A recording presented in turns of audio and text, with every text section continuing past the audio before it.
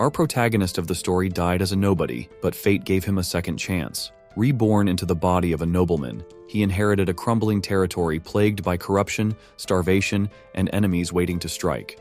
Armed with the knowledge of his past life, he's building an army, industrializing his land, and forging a kingdom that will defy the odds. The manhwa starts with a doctor urgently calling out for assistance, instructing the team to place the patient on a ventilator. Meanwhile, Jan gasped, his chest heaving as his heart pounded erratically, on the verge of giving out. Jan, a dedicated industrial mechanical designer for the past 20 years, found himself teetering on the brink of life and death. His tireless work had yielded little more than disappointment and a pervasive loneliness. Now, his relentless drive had finally caught up with him, fracturing his mental health and leaving him in this precarious state. From the moment of his birth, Jan's life had been marked by tragedy. A car accident had claimed his parents, leaving him to navigate the world as an orphan. Despite his hardships, Jan pressed on, clinging to the hope that life would one day acknowledge his efforts and deem him successful. That day, however, never came. After graduating, he secured a low-paying job that barely kept him afloat for 2 decades. His personal life was just as bleak. He had spent his entire life alone, never once experiencing the intimacy of even holding someone's hand. And now, it seemed, his solitary journey was coming to an end. "Jan, can you hear me?" His closest friend's voice broke through the chaos, filled with worry as they tried to pull him back from the brink. Yet, Jan couldn't help but question the worth of a life like his. Was there any meaning to such an existence? As exhaustion overwhelmed him, he thought, maybe I'll just take a little nap. When Jan opened his eyes, the scene around him was utterly unfamiliar. He found himself in a room of unparalleled luxury, adorned with silk curtains and sparkling crystal lights. The opulence of the setting made him panic momentarily, thinking he had somehow burned through all his savings on an extravagant hospital room. Then, a notification appeared before him. "Welcome to the magical continent of Elda." The realization hit him like a jolt. Could this be one of those Isekai scenarios straight out of fiction? In this strange new land, Jan discovered he was now known as Ren. Bewildered, he tried to make sense of his circumstances, but answers were elusive. A week passed in this fantastical world. Ren found himself living a dreamlike life, attended to by servants at every turn. Slowly, he pieced together the truth of his situation. He had indeed died and somehow been reincarnated in the body of Ren Edgar, the third son of the Duke of the Allen Edgar family. Ren had an older sister and brother, both of whom had cared for him deeply since his childhood. "Little brother, eat this. You're growing up and shouldn't go hungry," his sister insisted, placing a lavish spread before him. His brother handed him a sparkling vial, explaining, "This is magic water. It's said to enhance magical power, and I got it at a high price." Even his mother contributed to this nurturing atmosphere, gifting him a new shirt she had made herself and urging him to try it on. As the youngest and most pampered member of the family, Ren lived a life of unparalleled comfort. But as he reveled in this newfound luxury, he couldn't help but feel like a stranger in this world, questioning why he had been granted such blessings. To soothe his doubts, he reasoned that perhaps this was compensation for the hardships he endured in his previous life. The world of Elda was a marvel, where magic powered all aspects of infrastructure. The Corial Empire, the continent's largest human nation, was a melting pot of various races, including elves and dwarves. The Edgar family's influence was vast, overseeing a territory of 300,000 square kilometers. Their domain boasted fertile fields, a grand castle, and a population of over 1 million. As a noble, Ren had everything he could ever want, from fine clothing to a personal maid. Yet every time he looked into the mirror, he saw Jan's face staring back at him, a haunting reminder of his past life. One day, Ren's introspection was interrupted by Leah, a beautiful and cheerful maid, who informed him that his father wanted to see him. She led him to the study, where his father, Aldine, was reviewing reports from across their lands. Ren greeted him with the practiced courtesy of a noble, awaiting his father's words. Aldine regarded his son with a serious expression, his tone carrying weight as he asked, "Do you know why I called for you?" The gravity of the moment made Ren uneasy, but he softly replied, "No, I don't, father." The Duke leaned back in his chair, his stern demeanor easing slightly. "Ren, you've reached the age to manage your own territory. Have you considered where you would like it to be?" The question left Ren stunned.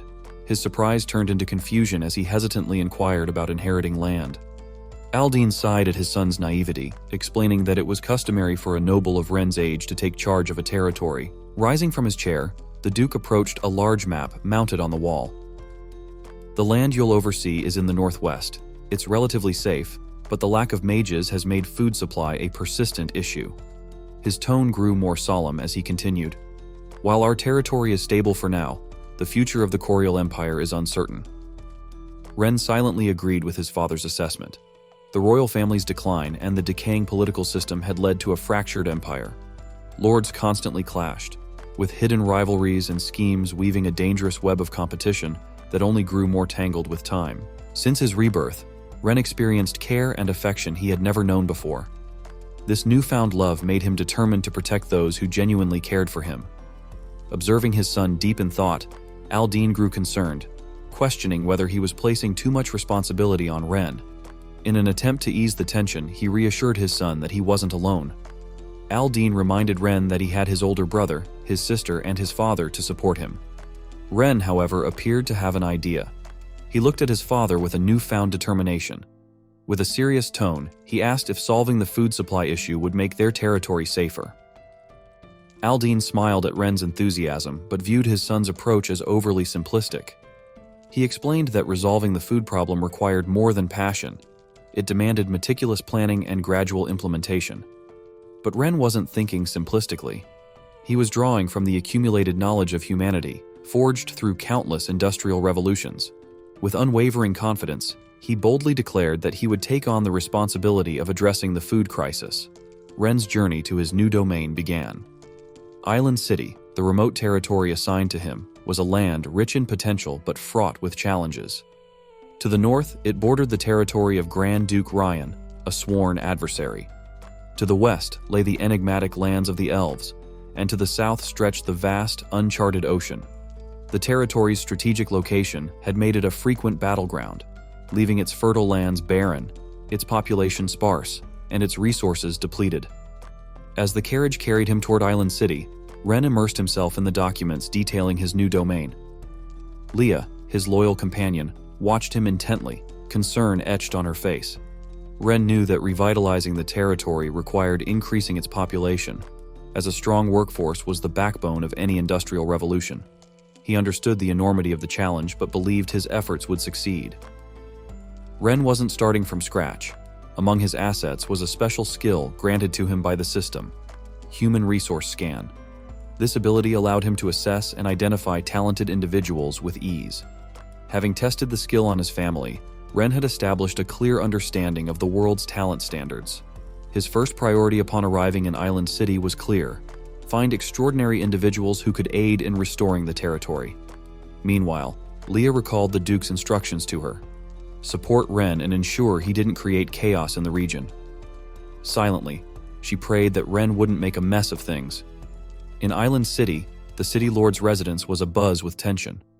A man, visibly anxious, reported that the Duke's youngest son would arrive soon. He suggested taking preemptive action. However, the masked man seated across from him dismissed the concern with a cold, measured response. He instructed them to await further orders and not to touch Ren for now. His calm demeanor masked simmering anger as he spoke of making Aldine pay for past transgressions. The blonde-haired man nearby was less composed. Nervously, he fretted over his falsified financial records and embezzled taxes. However, the masked man laughed dismissively, deriding Ren as an ignorant playboy who would never notice such details. All they needed to do was hand him some irrelevant documents upon his arrival. The blonde-haired man reluctantly obeyed and left to prepare for Ren's reception. As Ren's carriage approached the outskirts of Island City, he peered out at the barren fields and abandoned farmlands. His expression turned serious as he surveyed the scene. He requested a map from Leah and examined the surrounding area meticulously. His gaze lingered on the river to the west and the harbor to the south. A sudden idea struck him. Dredging the river and building a canal to connect it to the sea could breathe new life into the land. Ren's thoughts were interrupted by a desperate cry. A young girl knelt in the dirt, clutching the leg of a man, likely her father, who seemed intent on heading to a gambling den. The girl pleaded tearfully, begging him not to gamble away their remaining money, which was meant for her mother's treatment. Her voice trembled as she explained that losing the money would doom her ailing mother. The man, consumed by his greed, roared at the girl to let go. His confidence in his luck blinded him to her desperation. When she refused to release him, he raised his hand in anger, intending to strike her. Before the blow could land, Ren intervened. With a swift punch, he sent the man sprawling to the ground. Fury burned in Ren's eyes, though he winced immediately. This was, after all, the first time he had ever thrown a punch. Leah rushed to Ren's side, her face filled with concern. She scolded him gently, remarking that next time he planned to hit someone, he should at least warn her so she could bring protective gear. Ren chuckled, brushing off her concern. He explained that the punch had been a spur-of-the-moment decision, leaving no time for preparation. As he spoke, he strode toward the man sprawled on the ground, instructing Leah to check on the girl while he dealt with the gambler. The man, still clutching his face, stared up at Ren in shock.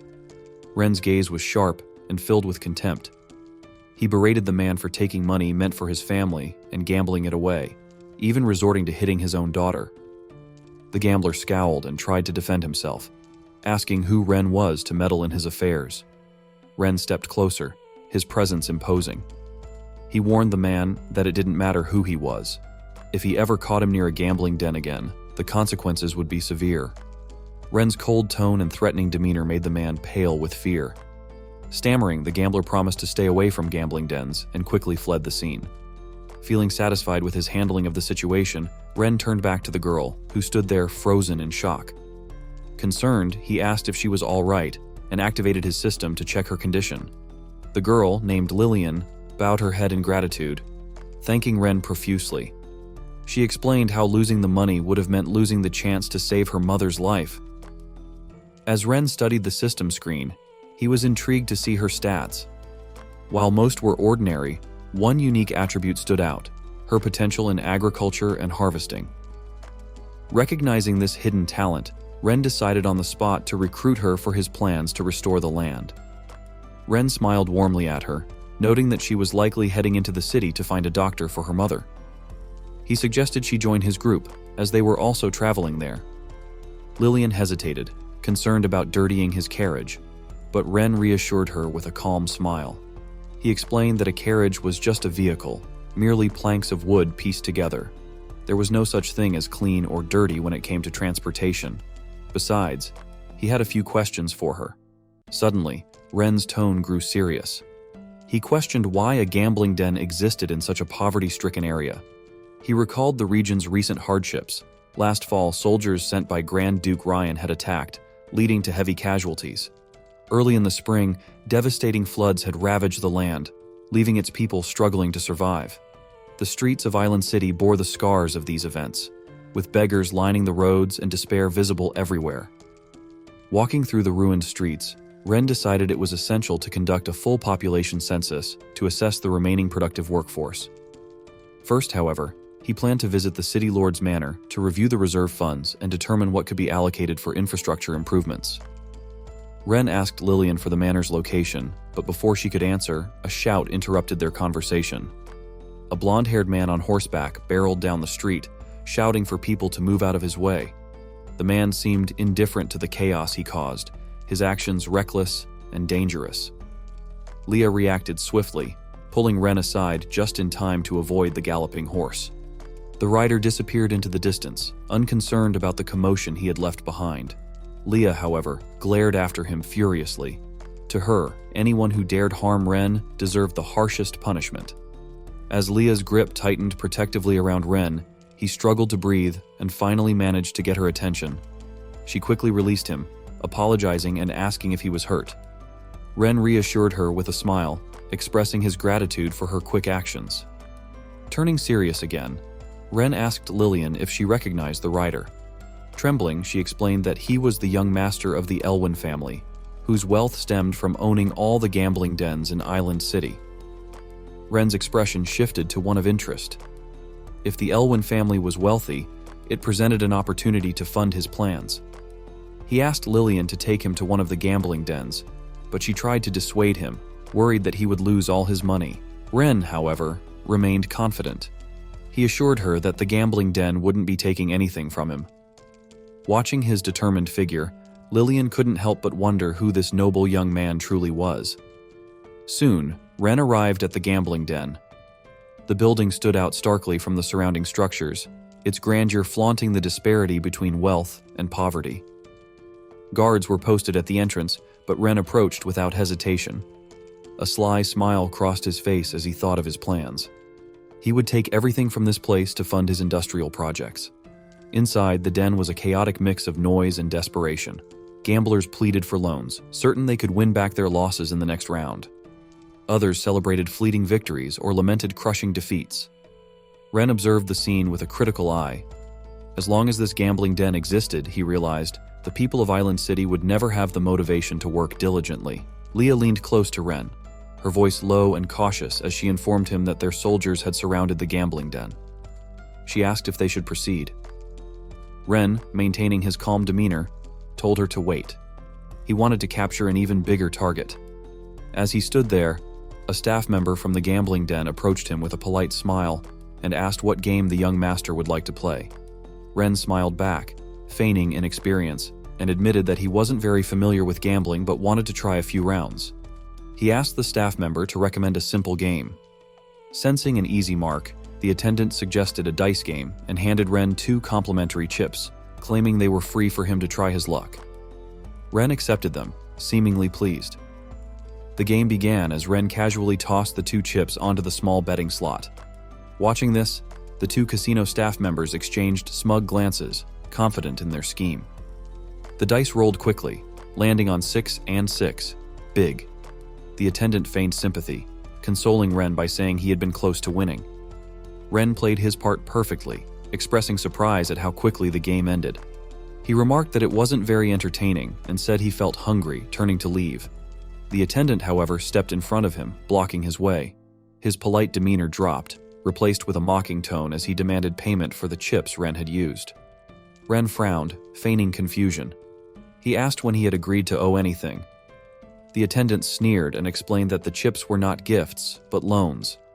He added that each chip was worth 100 gold coins, and with processing fees and interest, Ren now owed 250 gold coins. Smirking, the attendant suggested that if Ren couldn't pay, he could leave his maid as collateral. Lillian, outraged by the scam, quickly spoke up. She accused the attendant of lying and explained to Ren that the chips were worth no more than a silver coin each. The attendant, furious at Lillian for exposing his trick, shouted for the guards to beat her. Before he could finish his command, Ren struck him with a powerful punch, sending the man flying backward and crashing into a nearby table. Adjusting his clothes calmly, Ren remarked that someone like the attendant had no authority to speak here. The casino erupted into chaos as gamblers scrambled to grab the chips that scattered across the floor. Ren sighed as he watched them, muttering that none of these people were of any use. Suddenly, a commanding voice echoed through the room, demanding to know who was causing trouble. The speaker was the same man Ren had encountered on horseback earlier. Ren's lips curled into a smile. He had finally caught the bigger fish. The man's arrival silenced the chaos instantly. He glared at the room with displeasure before ordering his guards to teach the troublemakers a lesson. Without hesitation, the guards began mercilessly beating those nearby, ignoring their cries for mercy. The remaining crowd watched in fear, too scared to intervene. The young master of the Elwyn family sneered at the onlookers, threatening them to behave or face the same fate. Lillian, clutching Leah's arm, whispered that it was all her fault. She blamed herself for leading them to the den and felt ashamed for putting Ren and Leah in such a position. She recalled how Ren had taken her mother to the hospital, personally ensuring she received treatment and promising to cover the costs. That memory filled her with determination. Summoning her courage, Lillian stepped forward and declared that she would not allow them to scam her brother. Her boldness caught everyone's attention, though most were too afraid to react. Murmurs spread through the crowd, questioning who she was and how she dared challenge someone like the young master of the Elwyn family. Weo, the young master, stared at her coldly, enraged by her defiance. Lillian stood her ground, accusing him of using the casino to exploit and destroy families. She refused to let him bully Ren and Leah, calling them good people who didn't deserve such treatment. Weo, seething with anger, lunged at her. Despite her fear, Lillian refused to move, shielding Ren with her small frame. Before Weo could harm her, Ren intercepted the attack, grabbing his arm. Ren then activated his system skill to assess Weo's stats. The results revealed low attributes, only 5 loyalty points, and a personality marked by cruelty and bloodlust. Ren recognized the Elwyn family as a potential threat, one capable of betrayal at any moment. Blocked, Weo glared at Ren and accused him of not respecting the rules of the casino. Ren calmly released his grip and responded that he understood the rules perfectly. In this world, power dictated everything, and the strong made the rules. Weo sneered arrogantly, fully convinced that he was the strongest in the city. He questioned why Ren still dared to oppose him, asking if Ren even knew who he was. Ren's expression remained steady as he responded confidently, asserting that he didn't need to know who Weo was. The only thing that mattered was his own strength, as his fist was bigger and his word was the law. With that, he clapped his hands, signaling his soldiers to storm into the casino. The scene then shifted to a grand banquet held in Ren's honor, gathering the city's most prominent and influential figures, each with their own hidden agendas. Among the attendees was Lucas, the head of a prestigious family. Lucas planned to collaborate with the city lord during this banquet to teach Ren a lesson. He had intended to use Weo to establish a connection with Ren that he could later manipulate, but he was puzzled by Weo's absence. Frustrated, he realized he couldn't rely solely on the city lord's incompetence and would need to adapt his plans. As the banquet hall buzzed with murmurs, a loud voice suddenly announced Ren's arrival. The atmosphere shifted instantly, growing tense and silent as Ren entered. His presence commanded attention, and the guests quickly adjusted their demeanors. The head of the Raven family hurried forward, introducing himself and presenting a gift to Ren. Another guest, the head of the Jose family, eagerly introduced his daughter, hoping to curry favor. However, Ren's sharp expression silenced the room as he instructed everyone to quiet down. With everyone present, Ren declared that it was time to officially begin. He gestured for his attendants to bring in a large blueprint, a peculiar object that immediately caught everyone's attention. Pointing to the blueprint, Ren explained that it was a design for a dam that he had sketched earlier that afternoon. He mentioned that he would enlist skilled craftsmen during its construction to confirm the finer details. The room was filled with whispers as the attendees exchanged confused glances. Someone asked aloud what a dam was, speculating whether it was a tool for fishing. Ren quickly called for silence and instructed Leah to display a map of the region. With the room now quiet, he began his presentation. Ren explained that during his survey of Island City earlier that day, he had identified the root cause of the city's annual flooding, a poorly managed canal in the far north. By building a dam at this location, they could control water flow, using it to irrigate fields during the dry season and releasing excess water during the rainy season to prevent floods. Lucas, listening intently, couldn't help but be impressed by the ingenuity of the plan. He realized that if the dam was successfully built, it would significantly boost the city's food production. For the first time, he acknowledged that Ren possessed a sharp and innovative mind. An older man in the audience asked how the project concerned them, prompting Ren to explain calmly that he needed their investments to fund the dam's construction. This statement shocked the crowd, sparking a wave of grumbling. Many protested, claiming they were too poor to contribute. Lucas remained silent, privately thinking that while Ren was intelligent, he was also naive to expect these opportunists to willingly invest. Ren, however, wasn't as naive as they assumed. Smiling, he reminded them there was no need to feign poverty. He had a plan to make everyone a fortune. Ren revealed that earlier that afternoon, he had seized a casino and confiscated nearly 50,000 gold coins. He hinted that there were several more casinos in Island City ripe for similar action. The revelation left the attendees stunned. Their minds raced as they processed the implications. Some murmured anxiously, wondering if their shares in the casino profits were now lost. Others hoped the seized casino wasn't one of their investments. It became clear that the largest casino in Island City belonged to Lord Andrine, making it likely that Ren had provoked a powerful enemy. Lucas, his calm facade masking inner fury, stepped forward to confront Ren. He accused Ren of acting unlawfully by dismantling a legitimate business without authorization. Lucas emphasized that the laws of the Corial Empire could not be violated and warned Ren of the consequences. Others quickly chimed in, echoing Lucas's words. They accused Ren of overstepping his authority and pointed out that casinos were legitimate businesses. The crowd grew more emboldened, rallying behind Lucas's objections. Ren, unfazed by their protests, remained calm. He addressed the room, noting that when he asked for investments, they claimed to be poor, but now that he offered an opportunity for profit, they were suddenly concerned.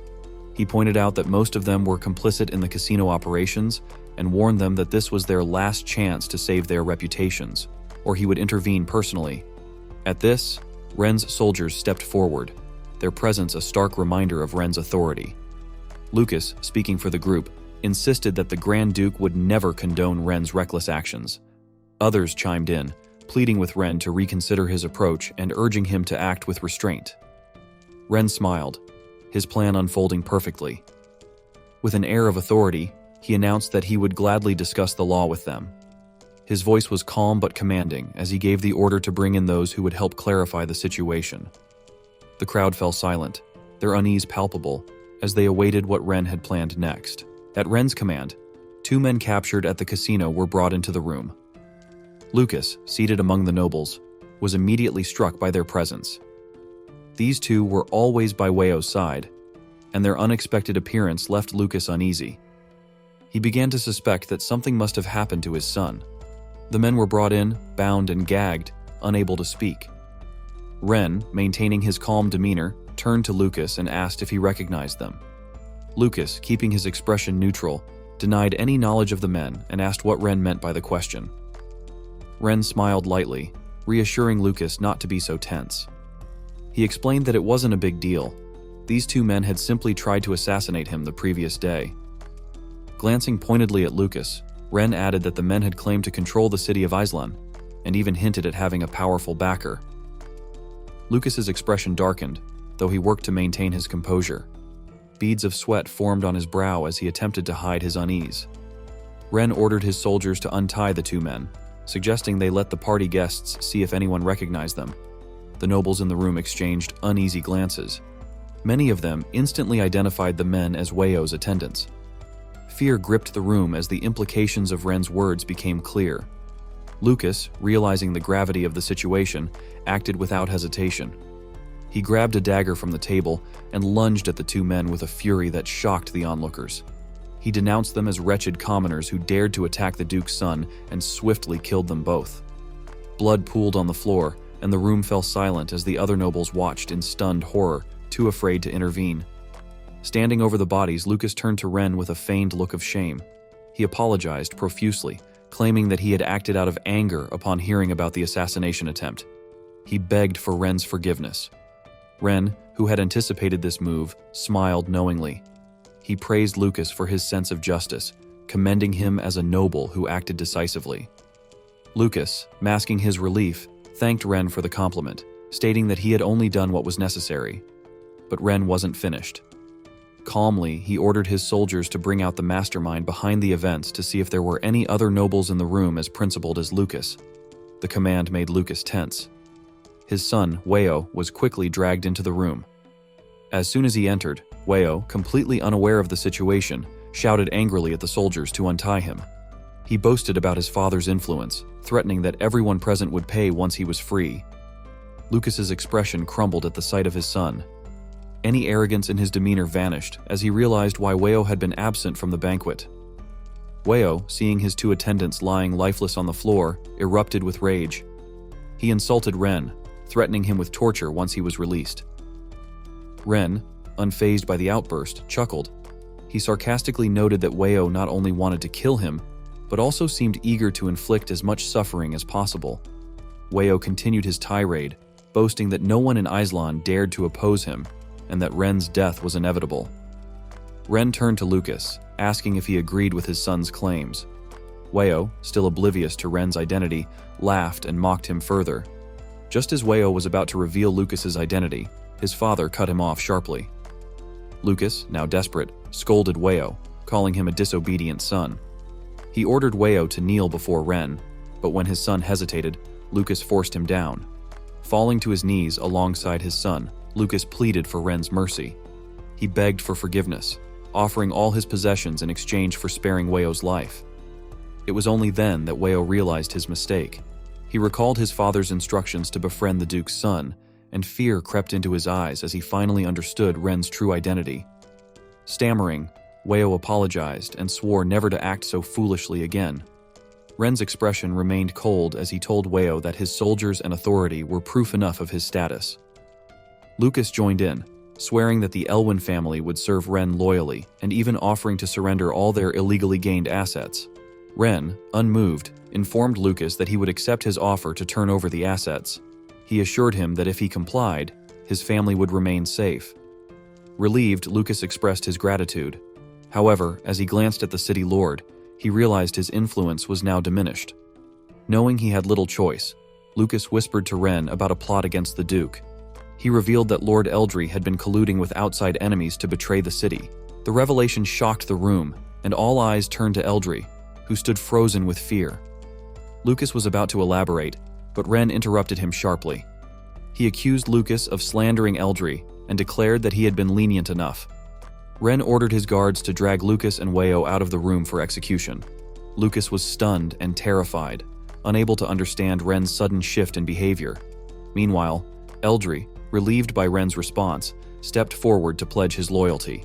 He praised Ren for his wisdom and promised unwavering support.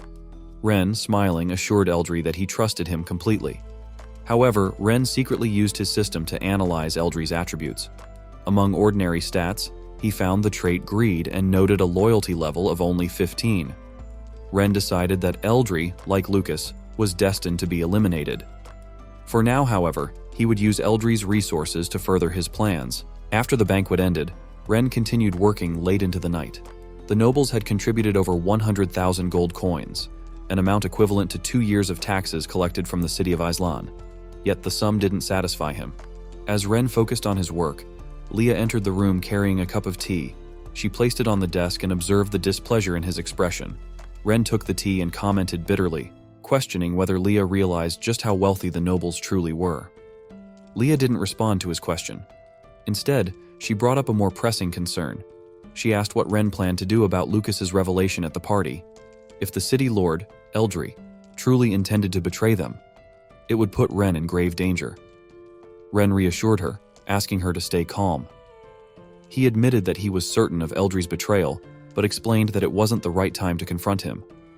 When Leia asked why, Ren stretched and stood, answering that Eldry's full network of influence in Islan was still a mystery. Acting prematurely would only lead to unnecessary chaos. For now, it was best to let Eldry believe that Ren was an ignorant young lord, unaware of the threats surrounding him. The following morning, Eldry met with Guildmaster Malcolm at the Mages Guild. He handed Malcolm a piece of paper, and after reading it, the Guildmaster's face twisted with fury. Malcolm slammed the paper down, calling the situation absurd. Eldry, calm and calculating, asked him not to overreact. He dismissed Ren as a young and overeager noble desperate to prove himself to the Grand Duke. Malcolm, however, wasn't appeased.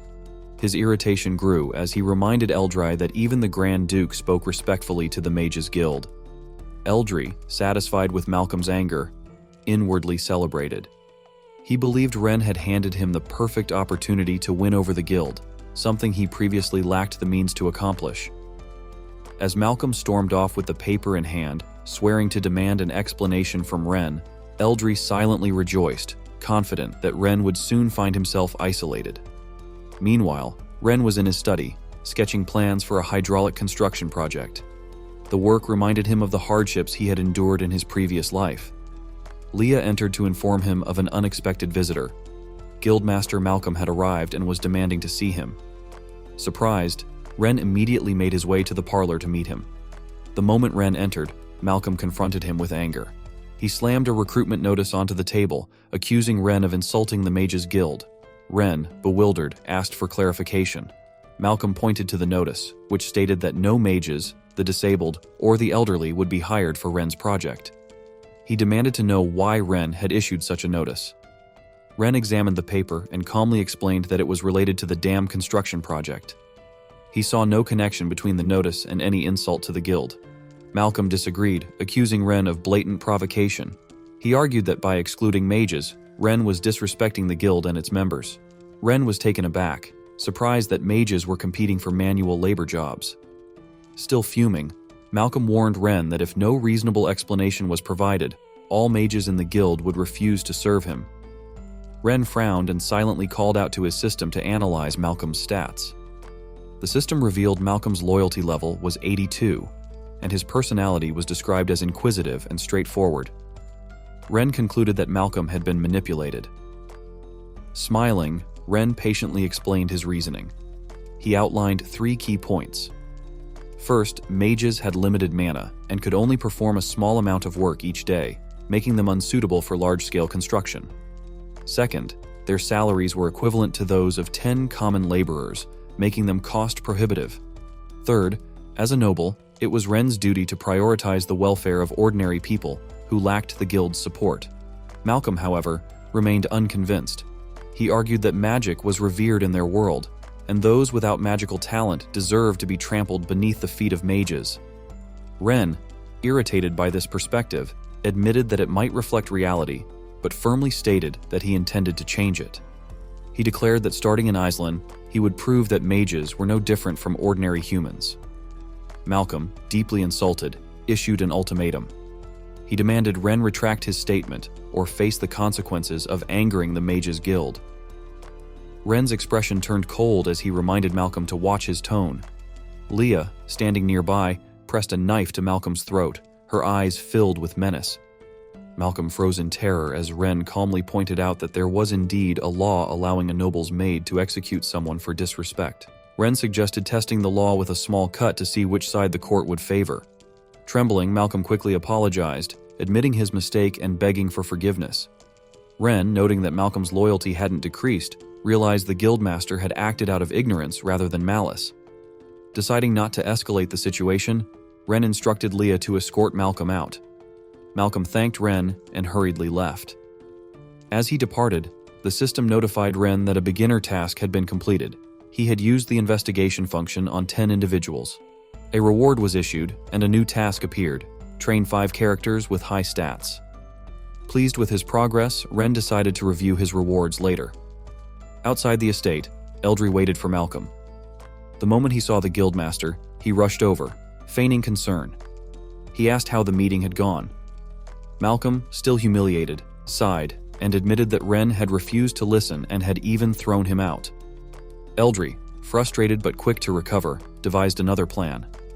He assured Malcolm that he had a solution, one that would not only make Ren change his mind, but also force him to revere the Mages Guild. After his initial plan failed, Eldry quickly devised another approach. He encouraged Malcolm to manipulate the townsfolk into refusing to work for Ren, believing that such resistance would force Ren to seek Malcolm's assistance. However, Malcolm immediately rejected the idea, pointing out that Ren had offered excellent working conditions that the townsfolk were unlikely to refuse. Undeterred, Eldry suggested a different strategy. He proposed that if those who worked for Ren were shown to be lazy and idle, Ren would eventually grow disillusioned with the commoners. Malcolm dismissed the suggestion, explaining that his dissatisfaction stemmed solely from Ren's refusal to hire mages, not from any grievance with the commoners. He was reluctant to act against Ren over such a matter. Eldry persisted, urging Malcolm to reconsider. He argued that the commoners' inherent laziness was the reason they were starving and struggling to survive. If the land couldn't yield crops, Eldry reasoned, why didn't they take initiative and hunt for food? He claimed that people as idle as the commoners could never genuinely work hard for Ren. Reluctantly, Malcolm agreed to give the plan a try. Meanwhile, Ren's recruitment notice was posted in the town center, quickly attracting a crowd. The townsfolk gathered to read the announcement, intrigued by the new lord's plans to build something and his call for workers. As they scanned the notice, they were stunned. The job offered an 8-hour workday from 9 a.m. to 5 p.m., 3 daily meals, and a wage of 10 coins per day. A young man in the crowd voiced his skepticism, questioning why the new lord was being so generous. Others shared his doubt, suspecting it might be a scam. Many recalled how nobles had deceived them in the past. Some argued that working under such terms could be dangerous, and might even cost them their lives. At that moment, Lillian stepped forward, her voice strong and determined. She defended Ren, stating that he had promised to improve everyone's lives. Her sincerity was met with laughter and ridicule. The crowd dismissed her words as naive, mocking her for trusting a noble. Even Lillian's father joined in, accusing her of being bewitched by Ren. Ignoring her father's remarks and the jeers of the townsfolk, Lillian announced her intention to register for the dam project. The recruiter, a young man overseeing the registration process, remained calm despite the crowd's skepticism. Turning to Lillian's father, he invited him to work on the dam, but stated that Lillian herself could not participate. Confused, Lillian demanded to know why she was being excluded, insisting she was healthy and capable. The recruiter explained that Ren had set strict rules prohibiting anyone under the age of 18 from working. He emphasized that hiring underage workers without Ren's approval would result in severe punishment. Handing Lillian's father a registration form, he reiterated the terms: 3 meals a day, an 8-hour workday, and a wage of 10 coins per day. If there were no further issues, he invited Lillian's father to sign the form and begin work the following day. Though slightly disappointed, Lillian encouraged her father to do his best and avoid any laziness. Her father, smiling warmly, patted her head and reassured her. He vowed not to gamble again and promised not to disappoint Ren. He also reminded Lillian to stay home the next day and take care of her mother, whose illness made it impossible for her to perform strenuous tasks. Before Lillian and her father could leave, the recruiter called out, asking them to return. Surprised, Lillian's father stopped and asked if there was a problem. The recruiter, looking concerned, mentioned that he had overheard the father say his wife was gravely ill. Lillian's father quickly clarified that his wife was indeed unable to work due to her condition. The recruiter smiled kindly and reassured him that he wasn't asking her to work. He explained that Ren had arranged for workers' families to stay in dormitories provided for the duration of the project. Seeing the father's confusion, the recruiter clarified that the dormitories were temporary housing units for families participating in the dam's construction. Once the project was completed, families could return to their original homes. Moved by such generosity, Lillian's father was overcome with emotion. Falling to his knees, he expressed his deep gratitude to the recruiter. The young man quickly stepped forward to help him up, insisting there was no need for such gestures. He then offered to show them a room where they could stay, allowing them to choose their accommodations. The surrounding townsfolk, who had watched the exchange, were astonished. Realizing that Ren's promises were genuine, they began clamoring to sign up for work. The square descended into chaos as people scrambled to register, eager to take advantage of the opportunity. Meanwhile, in his office, Ren was reviewing updates from the system. A notification suddenly popped up. Congratulations, you have received the lithium battery blueprint from the newbie gift pack. Instead of excitement, Ren felt a wave of irritation. He muttered to himself, questioning the system's logic. Without a generator, a battery was practically useless. Did the system expect him to summon a lightning strike? After venting his frustration, he calmed down and began to reflect. Ren's thoughts shifted to the task of training 5 individuals with high stats. He had no idea where to find such people. At first, he considered training Leah, but a review of her data through the system revealed that she had already reached her potential, leaving no room for further growth. After weighing his options, Ren concluded that his best course of action was to search for talented individuals within Island City. As Ren contemplated his next steps, a knock came at the door. Leah's voice called out from the other side, informing him that Lillian had come to see him. Ren granted her entry. Lillian stepped into the room, her face tense with worry. She quickly explained that something was wrong at the construction site. The workers were too lethargic to work. Ren was taken aback by the report and asked her to elaborate. Lillian recounted what she had observed during her visit to the site. She had gone to check on her father and noticed that none of the workers seemed to have the energy to complete their tasks. At first, she thought they were simply being lazy, but her father explained that everyone felt extraordinarily fatigued upon waking up. It wasn't just him. Every worker shared the same condition. Lillian had tried to encourage them, reminding them of the generous benefits Lord Ren had provided, but her words fell on deaf ears. The workers insisted that their fatigue wasn't deliberate. They genuinely lacked the strength to work. Some speculated that their bodies weren't used to the labor after such a long period of inactivity. Others suggested taking a day off to recover before resuming their duties. However, Lillian dismissed these excuses, declaring that there was no such illness. She firmly believed they were just being lazy. When she realized her efforts to motivate them were futile, she decided to bring the matter directly to Ren. After hearing her account, Ren wasted no time heading to the construction site. Upon arrival, he observed the workers firsthand. Their lethargy was undeniable. To understand the situation better, Ren used his system abilities to analyze their stats. On the surface, everything appeared normal, but he noticed one critical anomaly. All the workers were under a curse. Ren turned to Lillian and calmly explained the situation. "They're not sick, they're cursed." After realizing the workers were cursed, Ren surveyed the construction site, contemplating his next move. He decided to test his newly acquired skill, geological survey. Initially, he had planned to use this skill during the dam's construction, but the current situation presented an immediate need. With this ability, Ren could analyze various geological features, including mineral compositions, hydrology, and topography within a defined range. Under Ren's command, the system activated, conducting a survey within a 10-kilometer radius. Moments later, the results materialized in his mind. While the survey confirmed the absence of valuable resources like oil or metals, something unusual caught Ren's attention. Acting on his instincts, he asked Lillian's father to assist him in digging at the marked spot. The man agreed without hesitation, expressing his readiness to work hard for Ren. After digging about a meter into the ground, the group unearthed a strange black stone. Ren crouched to examine it closely, questioning its nature. Leah, standing nearby, was astonished by Ren's ability to sense the faint, magical energy emanating from the stone, something even she, with her expertise, had overlooked. Ren instructed the group to carefully remove the crystal and store it securely in a box. Turning to Leah, Ren asked what the usual procedure was for dealing with cursed individuals. Leah, caught off guard by the question, explained that curses were typically resolved by priests at a church or by high-ranking mages from the Mage Association. Hearing this, Ren frowned, suspecting a connection to the Mage Association. He then decided to take Lillian and her father to the local church for assistance.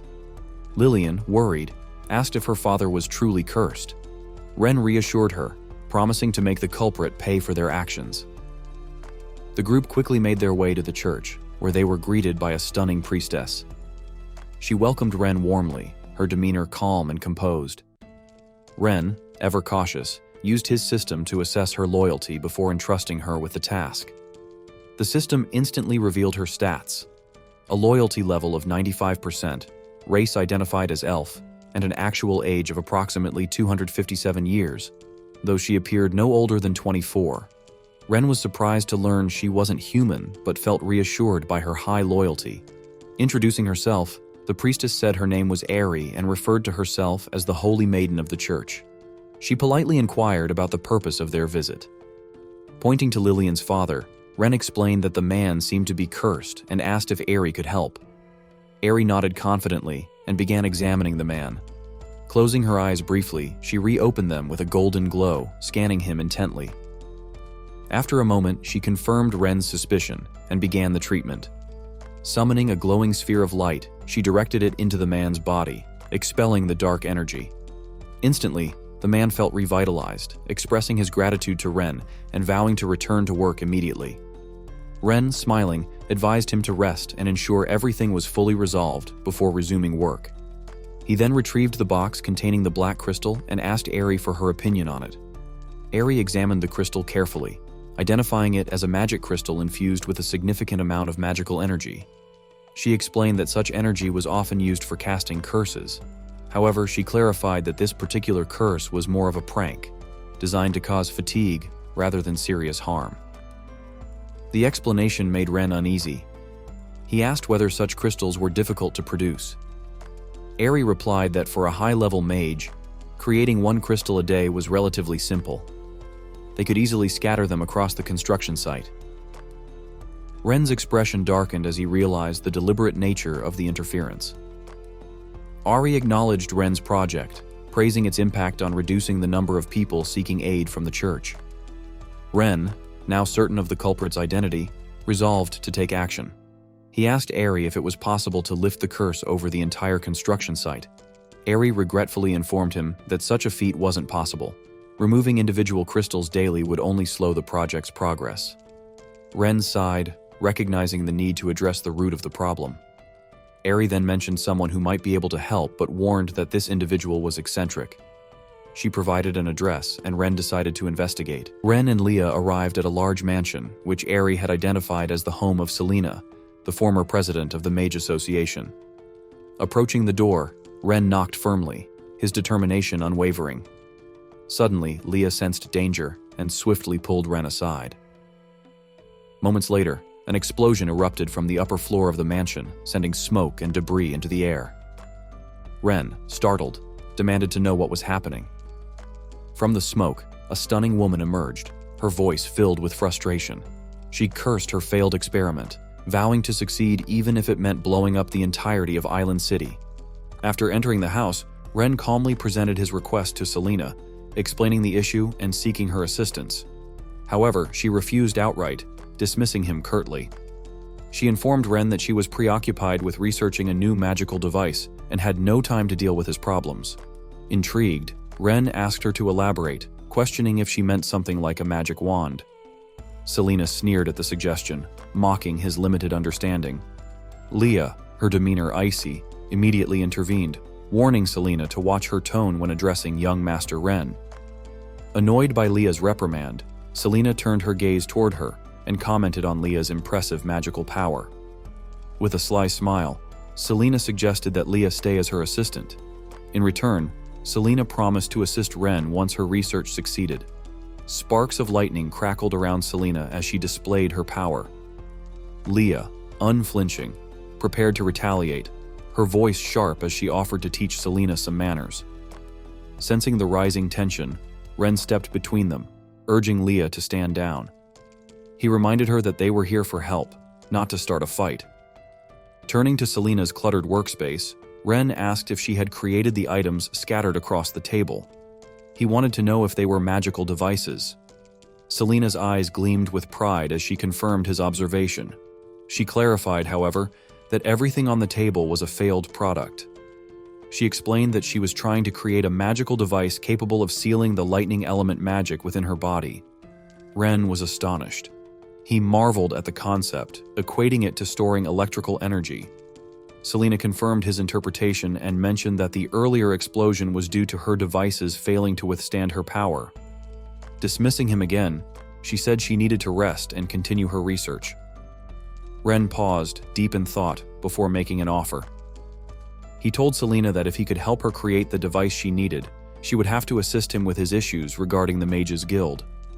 Selena, skeptical and irritated, brushed him off, claiming her research was far too complex for someone like him to solve.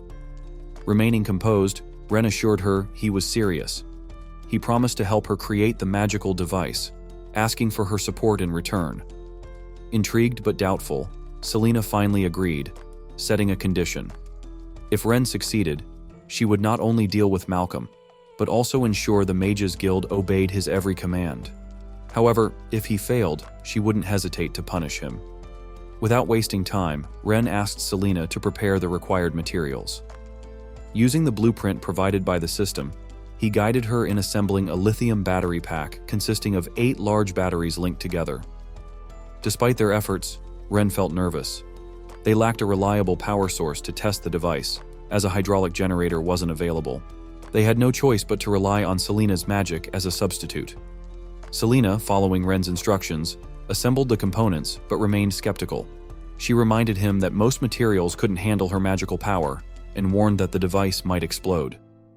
Ren, unfazed, handed her the wires and reassured her.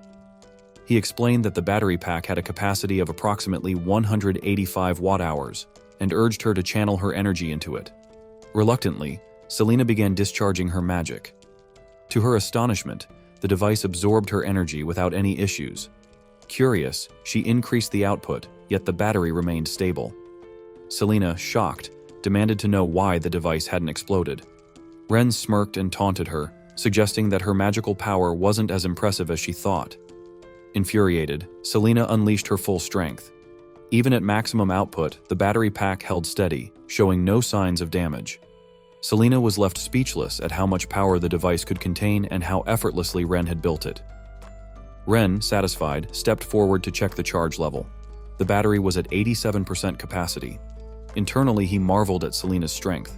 She had charged nearly the entire pack, enough to power an electric car for over 3,000 kilometers. Ren's confidence grew as he turned to Selina and declared his plans to revolutionize the Mages Guild. He referred to them as potential power banks and explained his vision for their magical abilities. Selina, intrigued, asked if Ren himself could use lightning magic. Ren didn't deny it. Instead, he claimed he could make everyone in Island City capable of wielding magic. Selina was skeptical, pointing out that magic couldn't simply be learned by anyone. Ren, however, remained composed. He hinted at possessing a magical device even more powerful than the battery pack and promised to show her a world where magic was accessible to all if she agreed to help him. Selina, both baffled and curious, couldn't imagine such a possibility, but decided to continue working with him. The next day at the Mages Guild, Malcolm was leisurely reading a book, confident that Ren would soon come begging for his help. His calm was interrupted by Selina's sudden arrival. Seeing her enter, Malcolm froze in shock. The former president of the Mages Guild was the last person he expected to see. Stammering, he greeted her cautiously, wondering why she had come. Selina's voice rose in anger as she confronted Malcolm, accusing him of daring to challenge the authority of the Grand Duke's household. Her words carried a sharp edge as she questioned whether he was planning a rebellion.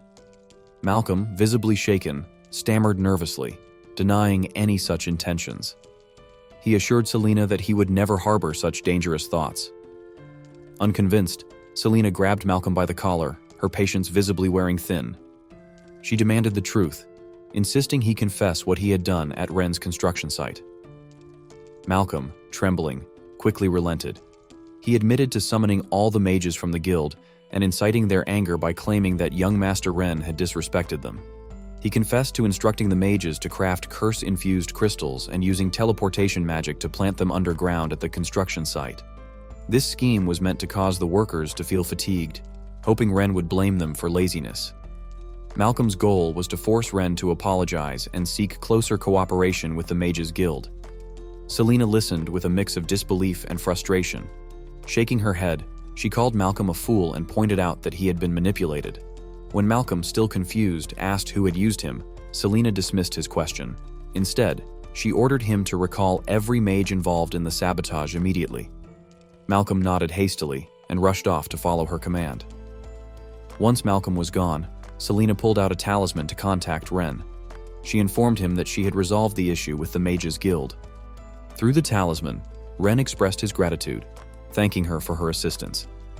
Selina, curious, asked if he needed her help dealing with Eldry, offering to make him disappear without a trace. Ren quickly declined, waving his hand reflexively, even though she couldn't see him. He explained that Eldry wasn't a significant concern and that he still needed him to lure out a bigger threat. Accepting Ren's decision, Selina agreed not to interfere. Her tone shifted to excitement as she brought up the new inventions Ren had mentioned earlier.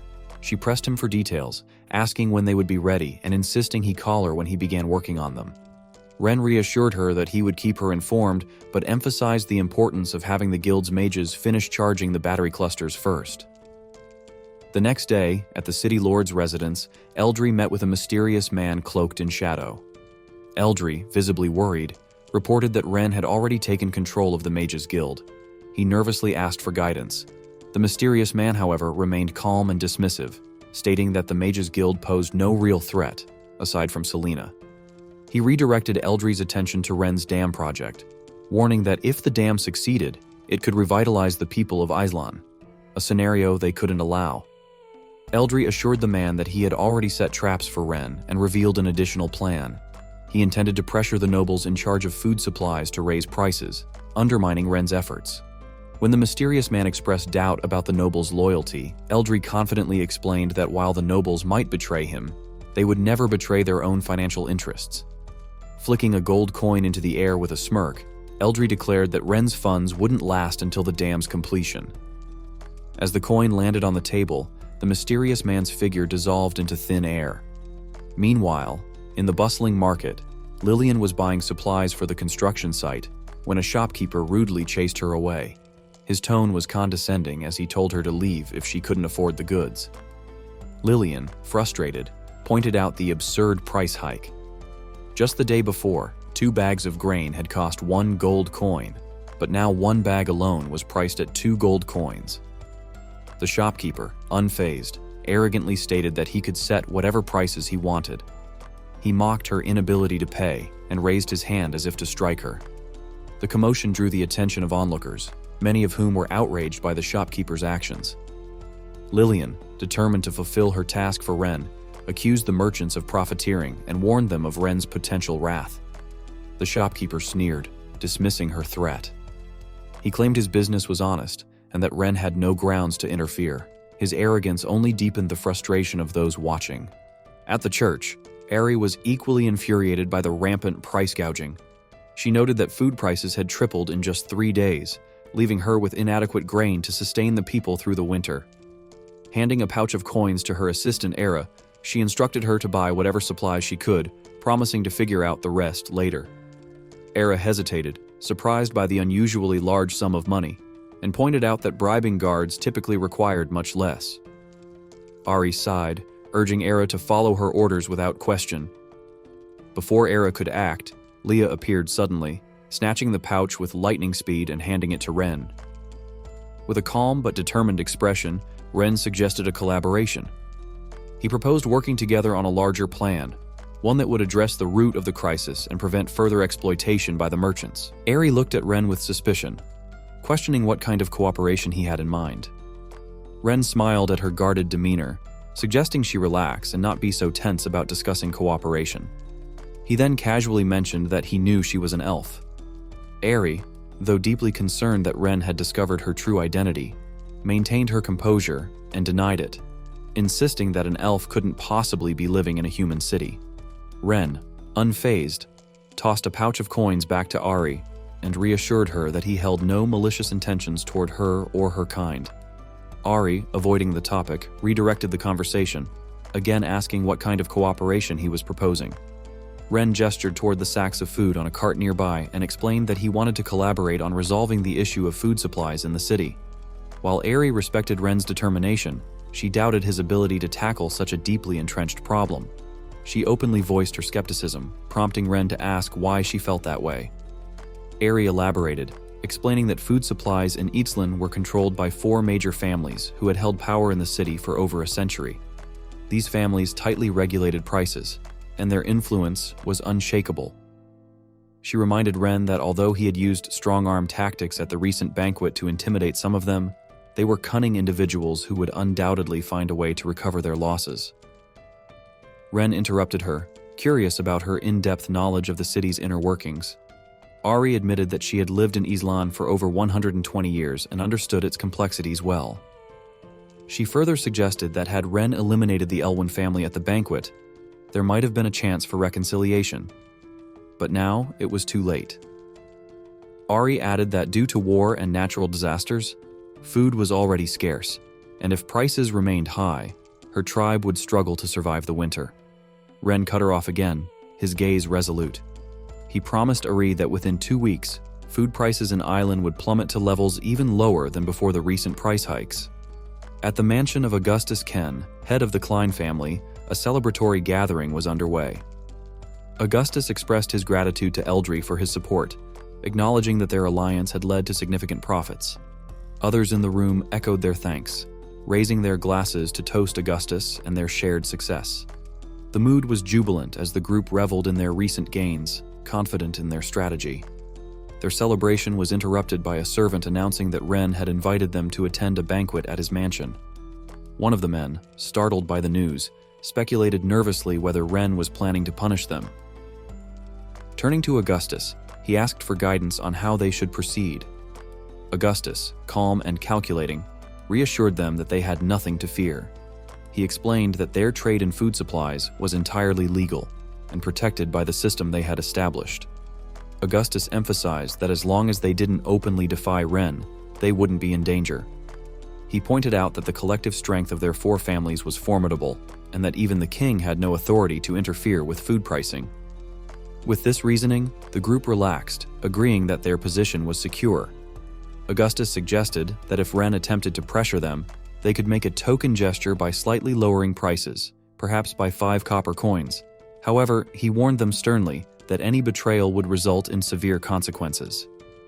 With their confidence restored, Augustus encouraged the group to prepare for the banquet. Despite their initial surprise at his insistence on changing into old, tattered clothes, they followed his lead. At Ren's mansion, a servant informed him that Augustus and the invited guests had arrived. Ren instructed the servant to invite them in and ensure the kitchen prepared the food. When Augustus and the others entered, Ren immediately noticed their deliberate attempts to appear impoverished, their once lavish clothing replaced with ragged attire. Amused, he thought to himself how poorly they played their roles. Maintaining his composure, Ren greeted them with mock surprise. He commented on how unexpected it was to see the nobleman who controlled Elan's food supply looking so destitute. Augustus quickly responded, praising Ren's projects and claiming that they, too, wanted to contribute to the greater good. Another man chimed in, explaining that under Augustus's leadership, they had not only donated money to Ren's initiatives, but also sold food from their warehouses at the lowest possible prices, even taking a loss to help the citizens. Leah, observing their shameless behavior, felt nothing but disdain. Their blatant lies and attempts to deceive Ren did not surprise her. Ren, however, played along, thanking them for their understanding and claiming to be deeply moved by their support. He explained that he had invited them to discuss the grain trade plan. Before Ren could continue, Augustus interrupted, asserting that they understood Ren's financial difficulties. He reiterated that at the current price of 2 gold coins per sack of food, they were already selling at a loss. The others nodded in agreement, backing Augustus's claim. Ren smiled and clarified his intent. He proposed raising the price of food in Island to 4 gold coins per sack starting the next day. His statement left the nobles baffled. Augustus, confused, questioned whether Ren truly intended to increase prices. Ren confirmed with a calm yet commanding tone, explaining that not only would the price rise to 4 gold coins, but he would also take a 30% commission on all sales. When Ren announced that the price of grain would increase to 4 gold coins per sack, with a 30% commission going to him, Augustus was visibly confused. He questioned whether Ren had misspoken, unsure if he had heard correctly. Ren didn't repeat himself, instead calmly reminding Augustus about the 30% commission he would be taking. Hearing this, Augustus and the other nobles quickly exchanged delighted glances. Initially, they had underestimated Ren, thinking him to be just an inexperienced young lord. Now, they believed he was a cunning businessman like themselves.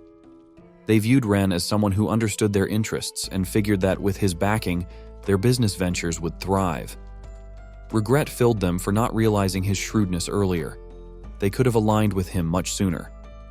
Augustus, while excited by Ren's statement, knew they couldn't act rashly. Without official documentation, raising prices too high could cause chaos, potentially harming their interests. With this in mind, Augustus voiced his concerns, politely thanking Ren for his understanding and asking when an official announcement would be issued. Ren, prepared for this, instructed Leah to hand him a document. With a cheerful tone, he informed them that he had already written and stamped the official notice with his family seal, and it would be posted after their meal. As the conversation continued, Ren reminded the nobles that from now on, they would follow his instructions, urging them to learn from the consequences the Elwyn family had suffered. Augustus eagerly assured him that they wouldn't disappoint. After the banquet, the nobles gathered once again at Augustus's residence. Ren's unexpected approach had left them bewildered. They debated whether to report this new development to Eldry, noting how strange it was for Ren to increase prices rather than lower them.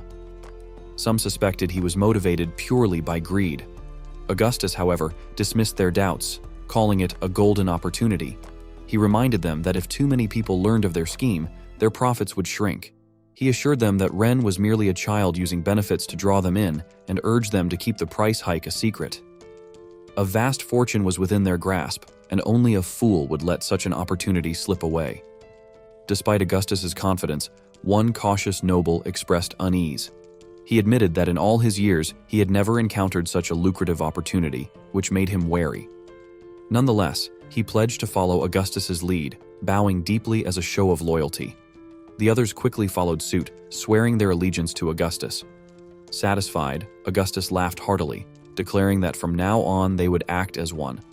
He proposed they immediately buy up all the grain from smaller merchants before the announcement was posted, ensuring they controlled the market and maximized their profits. Meanwhile, back at Ren's estate, unexpected guests arrived. Scientist Era stormed in, visibly furious. She accused Ren of siding with the corrupt merchants, demanding to know why he had promised to lower grain prices yet allowed them to skyrocket instead. Her anger flared as she declared that she wouldn't stand by while the elf race was being exploited. Lillian quickly stepped in, trying to calm her down. She assured Era that Ren intended to reduce food prices and urged her to trust him. Still agitated, Era snapped back, insisting that Ren had already become an accomplice to the greedy merchants. Despite this, Lillian maintained her faith in Ren's decisions, pleading with Era to believe in his plan. After a moment of tense silence, Era turned to Ren, her expression filled with concern. Hesitantly, she asked if he truly intended to raise food prices. Ren smiled but chose not to reveal his full strategy, simply reassuring her that food prices would drop soon. In the worst case, he promised, they would fall to their lowest point within 2 weeks. Era, unconvinced, felt Ren was being naive. She believed he didn't understand the harsh realities of the world. Having lived for over 200 years, she had never seen food prices decrease after a major spike. Ren, sensing her doubt, grew serious. He posed a rhetorical question. If he put a knife to the nobles' throats, how much did she think they would lower the price by? 1 coin? 10 coins? Era had no answer but remained skeptical.